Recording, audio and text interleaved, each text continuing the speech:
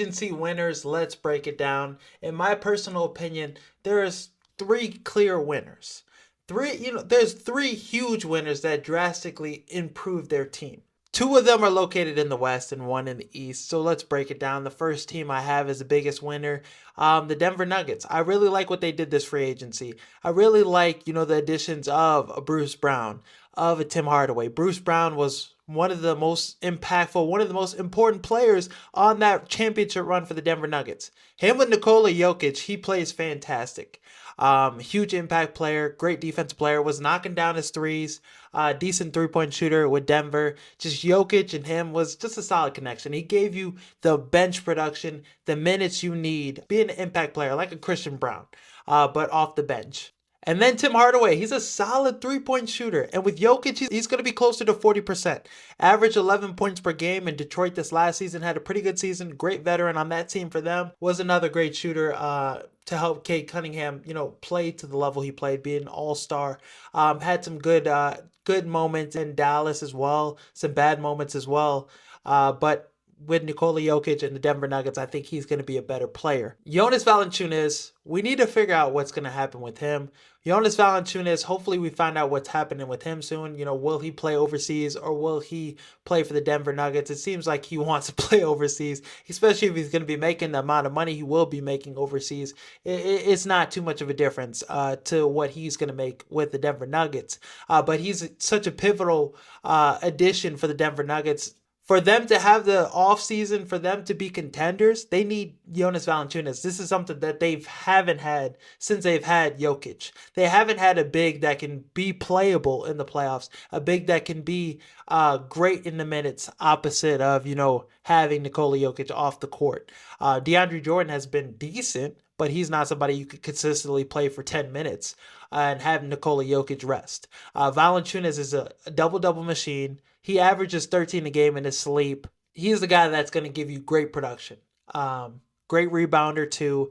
He'd be, their best big that the Denver Nuggets have had as a backup for Jokic. For the Nuggets to be championship contenders, he's huge. Traded Michael Porter Jr. helped you make these other additions, add more bench players. I mean, Bruce Brown, Tim Hardaway Jr., and Jonas Valanciunas, that's three additions. Three players that are now playable on this bench. And that's the biggest thing. OKC was able to beat you. You took the Thunder 7 games without a bench. Crazy work. Now you have guys that you could trust. Now you have more players to give your starters rest. And that's crucial. And these guys are solid players, solid impact players. You've been missing, you've been lacking the Will Bartons, the Monte Morrises, those kind of guys you've been missing, those production. Bruce Brown, now you have him back on a minimum deal. That was made possible by trading Michael Porter Jr. for Cam Johnson. Now, they're similar players. Michael Porter Jr. is a better scorer, but Cam Johnson is similar player, cheaper. Michael Porter Jr.'s contract is insane. Michael Porter Jr.'s contract is one of the worst contracts in the NBA, and you basically did a 4-for-1. You got rid of him, you got Cam Johnson, Tim Hardaway Jr., and Bruce Brown and Jonas Valanciunas, all because of getting rid of Michael Porter Jr. So Michael Porter Jr. in Brooklyn, he's going to have his opportunity to shoot as much as he wants. He's not going to have to pass the ball, but Cam Johnson is a good three-point shooter, close to 40%. I think he's 39% three-point shooter. Had 19 points per game last season in Brooklyn. This is a great shot creator, ISO creator, playmaker, makes quick decisions, great passer. He's going to do all the things that Michael Porter Jr. couldn't, and he's a better defender, and he's cheaper. So trading Michael Porter Jr. away, you save 17 mil. Cam Johnson's great with handoffs too, so him and Jokic are going to be nasty together. I can't wait to see it. So just excited that he gets to be back on a contending team. We saw him be a decent piece on the Phoenix Suns when they were contending for a championship, when they were in the finals. And just that big wing can be a 3-and-D guy that's going to create problems for OKC. He's going to be your fourth best guy now. He is an instant upgrade over Michael Porter Jr. because he does the things Michael Porter Jr. wasn't doing for you. And you gave up a 2032 pick, first round pick, that pick's not going to matter, especially if you win some championships before then. So I think the Nuggets are in a lot better of a place. You traded Michael Porter Jr., which is something you had to do. You added players on this bench. You got Cam Johnson. You upgraded that fourth best player. And yeah, the Nuggets, they're going to be right in that spot. They're going to be right where they need to be to compete with OKC. Right where they need to be to compete with, Houston, these top teams in the Western Conference. But Jonas Valanciunas, he needs to be somebody on this roster for them to win, come out the West. It's pivotal. If the Denver Nuggets don't have a backup big for Jokic when you got to face Houston, who has three quality bigs, OKC, who has a double big lineup they could throw at you. Some of these, Dallas has a lot of bigs. Like, you need a backup big for Jokic, or else you're done for. Or else these other moves don't matter as much because you don't have the biggest need addressed with, Jonas Valanciunas. So hopefully Denver Nuggets can figure that out. If they do, if Jonas is able to play for the Nuggets, watch out for the Denver Nuggets. The second winner I have is the Houston Rockets. Now, they extended Steven Adams to a cheap deal. They extended Fred VanVleet to a cheap deal. They extended Ime Udoka after the Knicks tried to interview him. That helped him get a pay increase and helped him get a bag. But phenomenal coach, one of the top coaches in the NBA.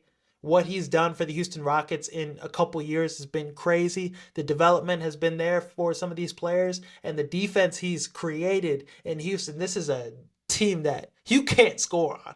You replace Jalen Green, somebody you didn't trust in the playoffs, so you couldn't get anything going. Now you have a number one scoring option. Now you have a closer in Kevin Durant who just has to come in and get buckets and do what he does. So that was great. And then you got in Dorian Finney-Smith, who's one of the best 3-and-D wings in the NBA. The Lakers lost him, and that's a huge loss for them. But adding him into the mix, the Houston Rockets have so much versatility in their lineups. They could do double big lineups. They could go small ball. Dorian Finney-Smith was a center option in some lineups for the Lakers last season, so he has a lot of versatility. He's going to knock down threes.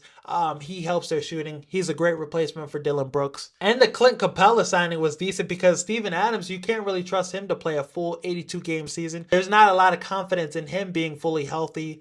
So you add another big. If he is healthy, you could have a double big lineup off the bench. You could have a double big lineup starting to. There's just so much versatility in their lineups. So much things they could do defensively. So many lineups that they could throw out there that you will not be able to score on. So Houston Rockets, phenomenal job this offseason. I think they were one of the biggest winners. Really like what they've done. This is a team that's positioning themselves to dethrone the OKC Thunder. And Kevin Durant, this is the best roster he's had to work with in quite some time. I think in the Eastern Conference, the Atlanta Hawks are big winners because of what they did in the draft, getting a rim protector. Trae Young, he's a defensive liability, we know, because he's small. You added so many good defenders around him, so many lob threats. Porzingis can stretch the floor, a 5 that can shoot the 3 at a high level, a solid rim protector. Asa Newell is a rim protector as well. Nickeil Alexander-Walker was one of the best 3-and-D options in free agency. He was a huge reason why Minnesota's been so successful.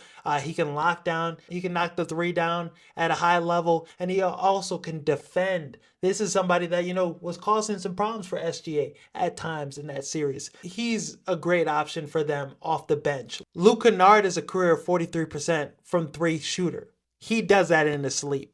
Great knockdown 3-point shooter to add in the mix. Cheap as hell too. Jalen Johnson's going to be back. He's going to be an all-star caliber player when healthy. The number 1 overall pick for the Hawks last season. He's going to be back better and more developed. Solid rookie season for him. And then you have Onyeka at the center position who could start.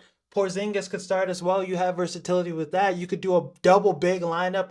Onyeka at center, and you have Kristaps Porzingis at power forward, Jalen Johnson at small forward, Dyson Daniels, Trae Young. Like, you have a lot of versatility with this lineup. No matter when, if Trae Young's on the court, you always have perimeter defenders around him and a rim protector. So the Hawks did it the right way. This is a team that's shaping up to be dangerous defensively. They could still go out there and trade for, a disgruntled star and add another guy into the mix. So Atlanta Hawks, this is Trae Young's best opportunity to win. This is the best pieces that they've put around him. It's crazy he went from, wanting out of Atlanta to being in position with the best team he's had in his career in Atlanta now. So a lot of trust in him, a lot of, support for him. Some people thought the NFC North was going to be the worst division in football this season. They thought it was going to be as bad as the NFC South.